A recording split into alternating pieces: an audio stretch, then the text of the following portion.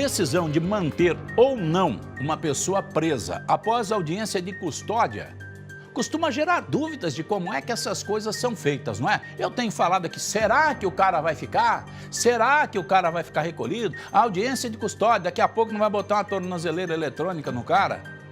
Muitas vezes, as pessoas, principalmente familiares das vítimas, que esses indivíduos soltos posteriormente em audiências de custódia, a revolta que esses familiares das vítimas ficam é uma revolta muito mais intensa ainda, porque não veem a pessoa ficando presa naquele primeiro impacto, naquela primeira hora, na hora em que o cara é autuado em flagrante. Mas quais são esses critérios que a Justiça leva em consideração para determinar quem é que vai responder ao processo em liberdade, quem é que vai ficar fechado na cadeia? Nós fomos tentar entender como é que funcionam as audiências de custódia. Para a família da vítima, a decisão de aguardar o julgamento em liberdade causou indignação. O homem acusado de matar e decapitar a vítima foi preso em flagrante, mas deixou a prisão para aguardar o julgamento em liberdade. Não tem palavra para uma decisão dessa. Eu acho que um juiz que tem plena consciência realmente do que está fazendo, ele não liberaria esse cidadão sair da cadeia. Porque até mesmo eu acho que na entrevista que ele deu, ele falou que após sair da cadeia ele ia matar mais um ou dois. Então, sem contar que o crime que ele cometeu com meu irmão não tem palavra. A legislação brasileira determina que a prisão preventiva só deve ser mantida quando existem motivos previstos em lei, como garantia da ordem pública, risco de fuga ou possibilidade de prejudicar a investigação. Aquela pessoa que foi presa em flagrante, que vai responder àquela ação penal, em ela sendo solta, há possibilidade dela ser solta, se há possibilidade, será solta. Agora, dependendo da situação, havendo periculum libertatis, que é o que preconiza a legislação, ou seja, que essa pessoa possa se converter em mais ações ilícitas, evidentemente que essa pessoa deverá ficar presa. Quando uma pessoa deixa a prisão após uma audiência de custódia, não significa que o caso foi encerrado ou que ela foi considerada inocente.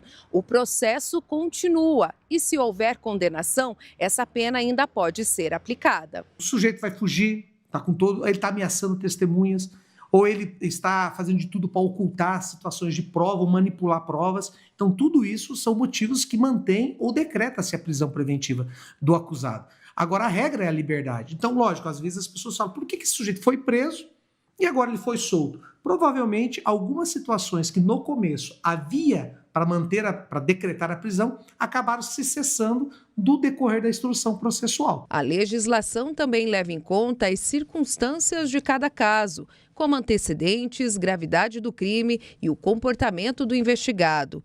Por isso, duas pessoas presas pelo mesmo tipo de crime podem ter decisões diferentes.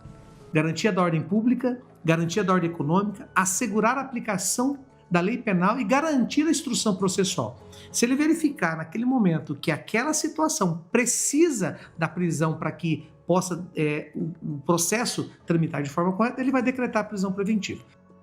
O que a gente observa, né, amigo, é que muita gente é posta em liberdade. Os critérios que aí existem são critérios, evidentemente, que dependem, que carecem de uma interpretação do agente público, no caso o juiz, que vai ou não conceder a liberdade provisória do indivíduo que pratica determinado delito, né? Meu modo de entender, e isso é usado frequentemente por conta das cadeias que estão superlotadas. Você não vem falar para mim que não é não, porque é. Infelizmente, nós temos aí muitas cadeias aqui na nossa região, a coisa tá feia. Tem muito preso, muitas cadeias que estão assim, ó, bufando de gente e não se consegue, não se constrói novas cadeias. Por consequência disso, nós vamos aumentando aí as facilidades para os caras serem postos em liberdade, né? Vamos trazer, por exemplo, o advento da tornozeleira eletrônica. A tornozeleira não foi implementada há muito tempo no nosso país, né, amigo? Ela veio de uns tempos a esta parte, por quê? Porque é mais uma facilidade para você colocar o cara nas ruas.